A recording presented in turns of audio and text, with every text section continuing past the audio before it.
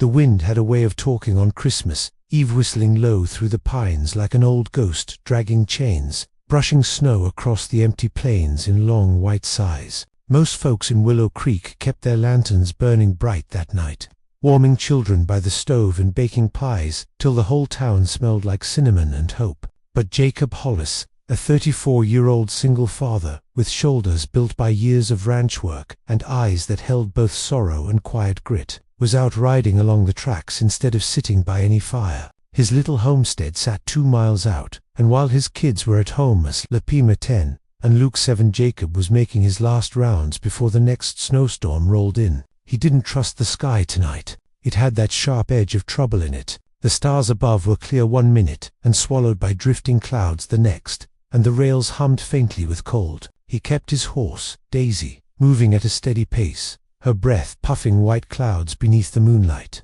It wasn't the kind of night he expected company, so when he saw something small and dark slumped beside the tracks, he thought at first it was just a fallen branch blown loose by the wind. But Daisy tossed her head, ears flicking forward, and Jacob felt that pinch of instinct in his gut, the same instinct that had saved him more than once out here. He slowed the horse and leaned in the saddle, narrowing his gaze. The shape didn't look right for a branch, too upright, too still. And then he saw it, a hand trembling weakly, fingers curled as if gripping the icy ground for warmth that wasn't there. His breath hitched. "Easy, girl," he murmured, swinging down off Daisy's back. Snow crunched under his boots as he approached, one hand resting near his holster, more out of habit than fear. The wind gusted suddenly, lifting a shred of fabric-worn brown wool, wet with frost and revealing a face half buried in snow. A young woman, pale, shivering, eyes barely open. "Ma'am," he called, dropping to a knee. Her lashes fluttered,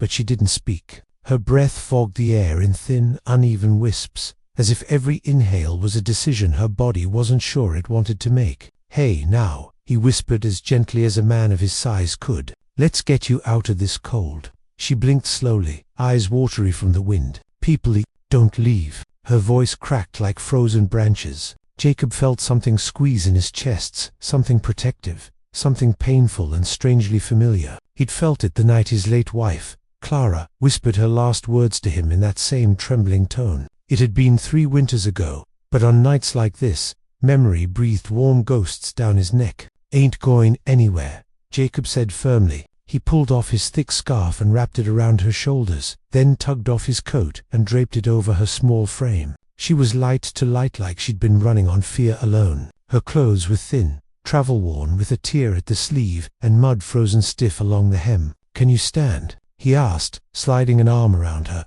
She nodded, even though her legs shook like saplings in a storm. He helped her up carefully, bracing her against his chest, and felt the violent shiver that ran through her body. "You've been out here long," she swallowed hard, eyes darting faintly along the tracks, as if expecting someone or something.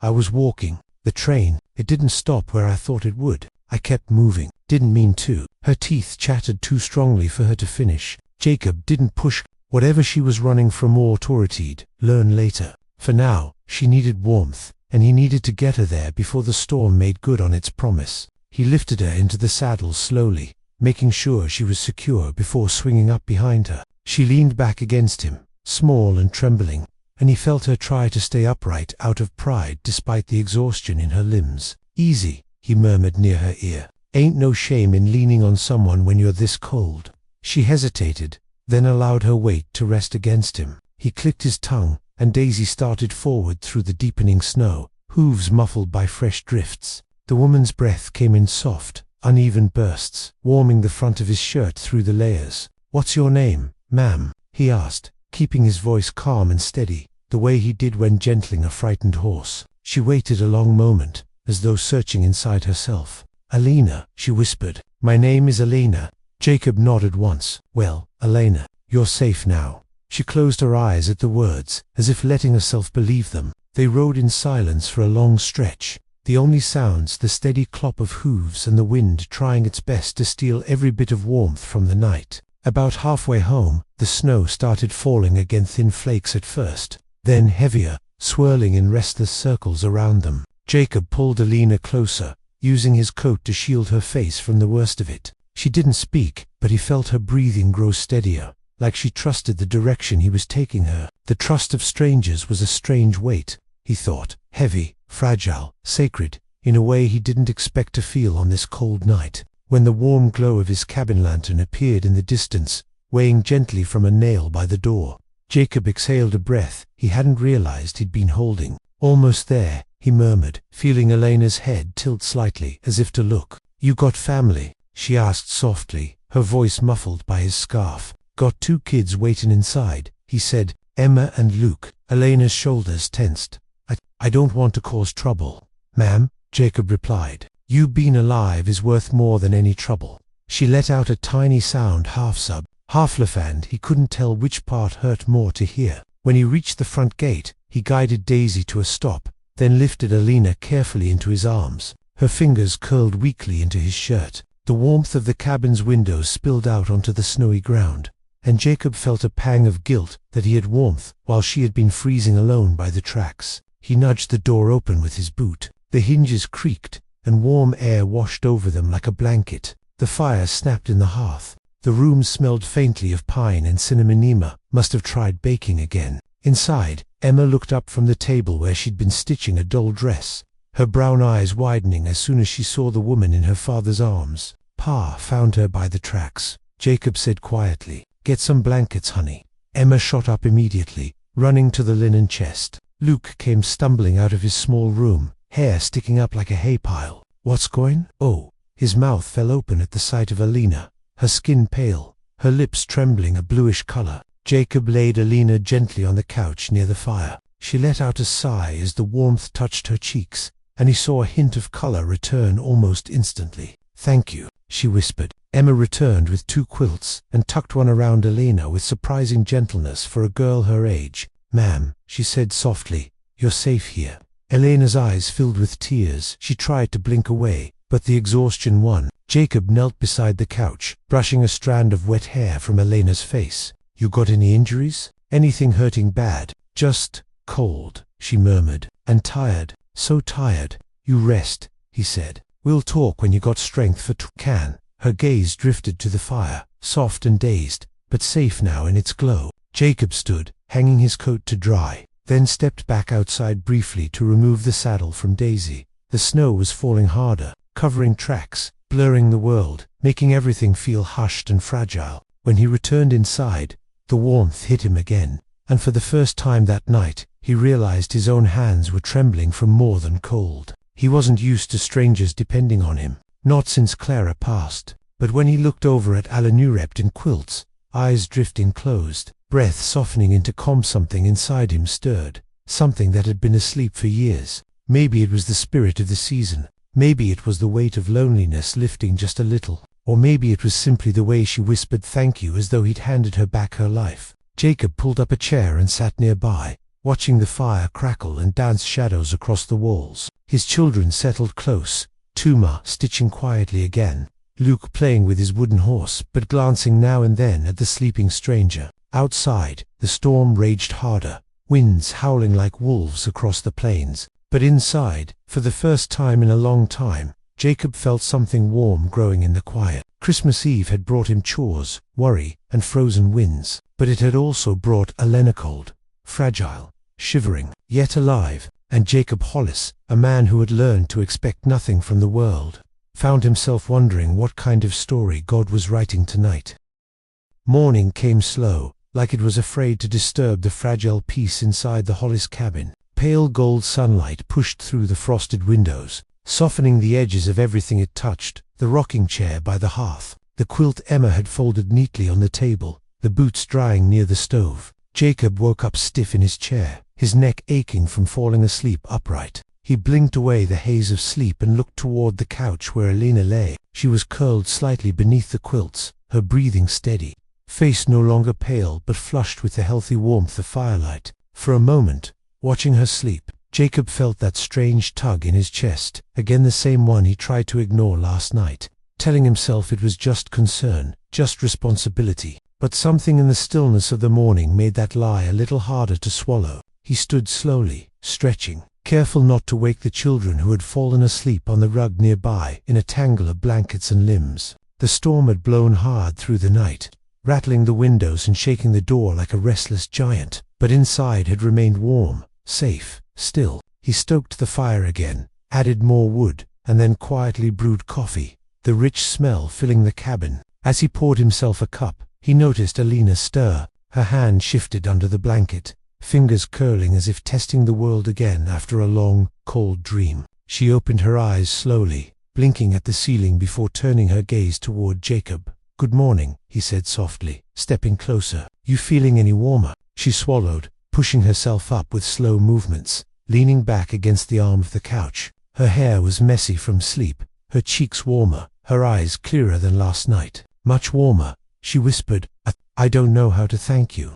Jacob shook his head. "A person freezing beside train tracks don't owe thanks for being saved, just part of being decent out here." She gave a small, tired smile. "Not everyone stops for strangers." "Well," Jacob said, rubbing the back of his neck, "I reckon I'm not everyone." She studied him a moment, as if trying to decide who and what he was. He handed her a mug of warm broth Emma had made last night, and she wrapped both hands around it, letting the heat seep into her fingers. The children woke soon after, Emma stretching like a cat, while Luke rubbed his eyes with his fists. When they noticed Elena awake, they approached quietly, almost shyly. "Morning, ma'am," Emma said, her voice polite but full of curiosity. "Are you feeling better?" "Much better," Elena replied gently. "Thanks to your warm blankets." Luke sat on his heels near the couch. "Pa found you in the snow," he said, wide-eyed, as though recounting a legend. "Were you fighting wolves? Or bandits?" Elena's soft laugh filled the room, the sound delicate and unsure, as if she hadn't used laughter in a long while. "No, nothing like that," she said. "Just got lost." Jacob's eyes flicked toward her. Lost. The word hung there, a half-truth coated in frost. She wasn't lying, but she sure wasn't telling the whole story either. "Well," Jacob said, "you eat something, rest a bit. Then when you're ready, we can talk about what happened." Alina stiffened almost imperceptibly, but nodded. She drank the warm broth slowly, savoring every sip like it was the first real comfort she'd had in days. While she ate, Jacob stepped outside to check the land after the storm. Snow piled high along the fence, glittering under morning light. The world was quiet too quiet. The tracks where he'd found Alina were now completely buried, erased by the night's fury. Whatever path she'd taken, whatever danger had followed her, the snow had swallowed its tracks whole. When he came back inside, she was sitting upright, fingers working nervously at the edge of the quilt. She wasn't trembling from cold anymore. Now she was trembling from something else. He sat across from her, his voice calm but steady. "All right," he said. "Let's start simple. Where were you headed when you wound up out here?" She looked down at her hands. "North," she murmured, "toward Pine Ridge." "That's a good 30 miles from here," Jacob said. "Train didn't stop there last night. Haven't stopped there in 3 months. Everyone knows that." She swallowed up. "Didn't. Where'd you start traveling from?" She hesitated. "Too long." "Cresswell," she finally said. Jacob's jaw tightened. Cresswell was a mining town known for saloons, broken promises, and men who spent more time brawling than breathing right. Not a place a woman wandered alone unless she had no choice at all. "You running from someone?" he asked gently. Her breath hitched. "No." Then her voice cracked. "Yes." She put a hand over her mouth, shoulders shaking, but she forced herself to breathe through it. "I wasn't supposed to get off the train where I did. I thought it would be safer to walk than stay." "Safer," Jacob repeated. "From who?" She looked up then, eyes glossy with panic she'd tried to hide since last night. "A man," she whispered. "A man who doesn't take no for an answer. I thought I could disappear if I got far enough, but the train didn't stop where I planned, and then the storm came, and I just started walking. I thought I could make it somewhere before night." Jacob's fists clenched, knuckles whitening. Not out of anger at her, no, it was anger for her. Anger at any man who'd hunt a woman across counties like she was something to claim. "He your husband?" Jacob asked softly. She shook her head sharply. "No, just a man who believed I should be." "You got family?" "No." The word came out small, hollow. "No one." Jacob felt something sink heavy in his stomach. A woman alone in winter, hunted by a man with cruelty instead of love. That was a storm worse than snow. Emma moved closer, placing a tiny hand on Elena's. "You're safe now," she said with the certainty only children carried. Luke nodded fiercely. "Poss, the strongest man in Willow Creek. Nobody's going to touch you here." Alina let out a trembling breath, tears slipping down her cheeks as she squeezed the children's hands. Jacob cleared his throat and stood, needing a moment to steady the fire rising inside him. "Well," he said gruffly, "ain't nobody coming through this storm for a while. Tracks are covered. Roads to... You'll stay here till we figure things proper." Alina looked up at him, startled. "I don't want to bring trouble to your home." "Trouble shows up whether you invite it or not," Jacob said. "Difference is how ready you are when it knocks." The children returned to their morning chores, and Alina watched them with a softness in her eyes Jacob didn't expect. She looked as if she hadn't seen a warm family scene in years, maybe ever. As the morning faded into afternoon, she helped Emma peel potatoes, though her fingers still shook sometimes. Jacob watched from the corner of his eye, pretending to check the fire but really observing the way Alina smiled at his children, the way she listened carefully when Emma talked, the way she flinched just slightly whenever the wind howled against the window. Fear doesn't disappear overnight, but hope. Hope starts small, like a candle flame catching dry kindling. Later, while Luke played outside in the yard, Alina stepped near Jacob as he chopped wood. She wrapped her borrowed shawl tighter, breath fogging in the cold. "You've already done more than enough," she said softly. "I appreciate it truly, but I'll leave as soon as the weather clears."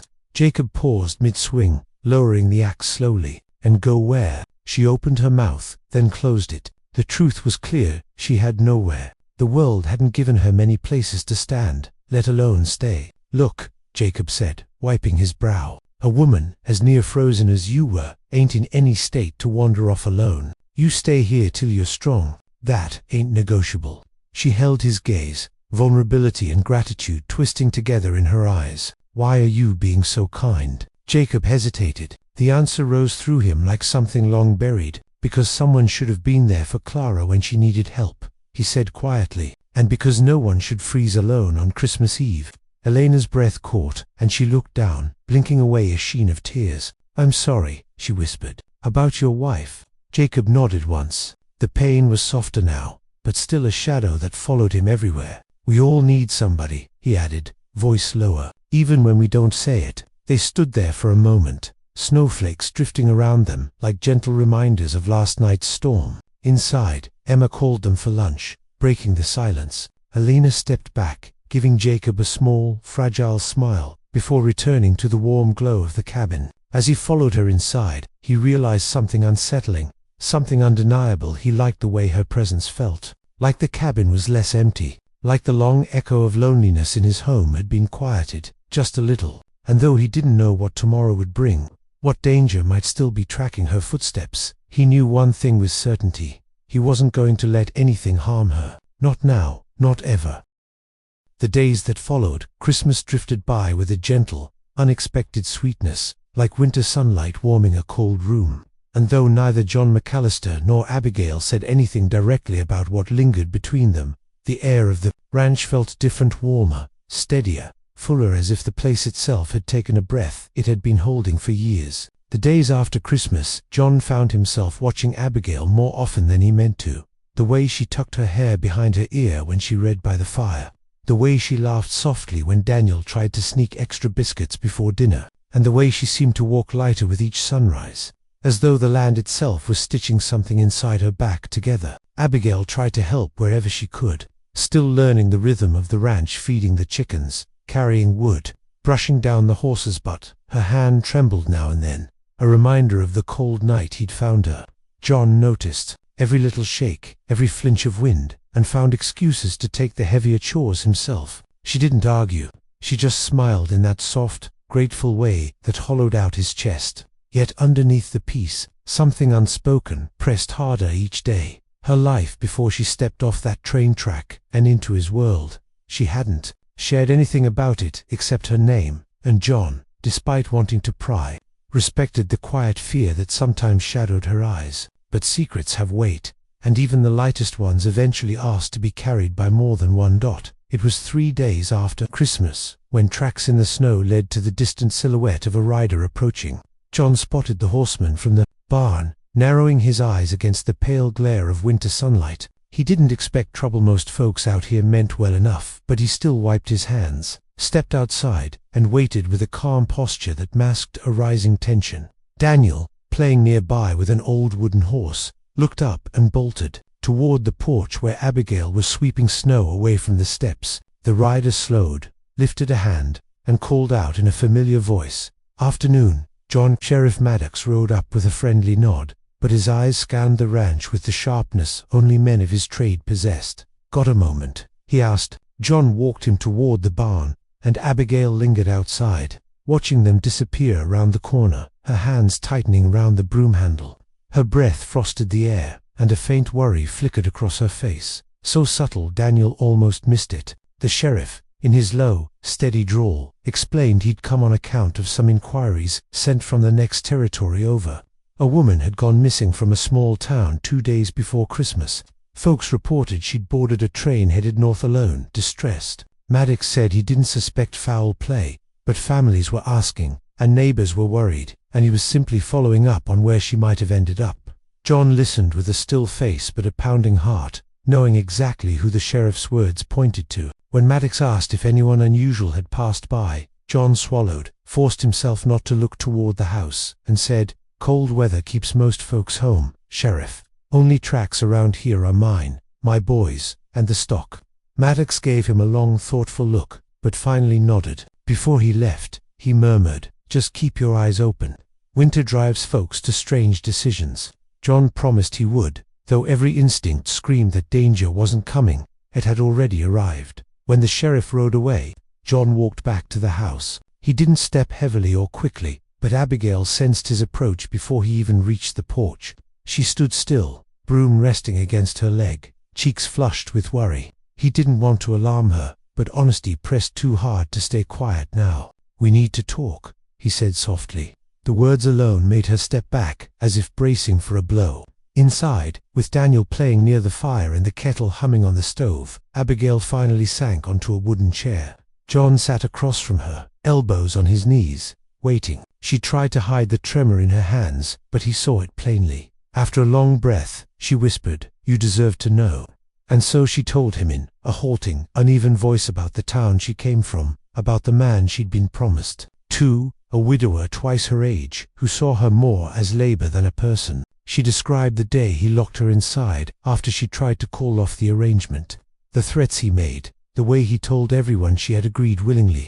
Her eyes filled with tears when she spoke of slipping out the window the night she boarded the train, carrying nothing but the clothes she wore and hope she didn't dare name. "I wasn't running from the town," she said. "I was running from a life that would have killed me slowly." John didn't speak for a long time. Something dangerous lit behind his eyes, not anger at her, but for her. "Nobody's taking you back to that," he said, voice low and steady, as sure as a hammer strike. Abigail covered her mouth, trying not to cry. For the first time since she'd arrived, she looked at him not with fear but with relief, so deep it shook her. Daniel, peeking over from the fire, didn't understand the words, but he walked over and placed his little hand atop hers, as if offering his own promise. Abigail broke then, tears slipping down her cheeks as she whispered, "I don't want to leave here."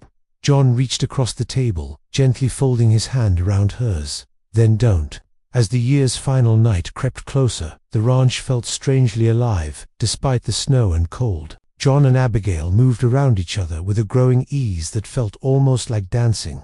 Daniel followed her more often than he followed his father, tugging at her skirts or asking if she'd read to him again. She mended his gloves, taught him little rhymes she remembered from childhood, and he, in turn, gave her drawings of the ranch wobbly lines and stick-figure horses that she treasured like fine art. John saw all of it and felt something warm rise in his chest, a feeling he had nearly forgotten how to identify: hope. But winter isn't gentle for long.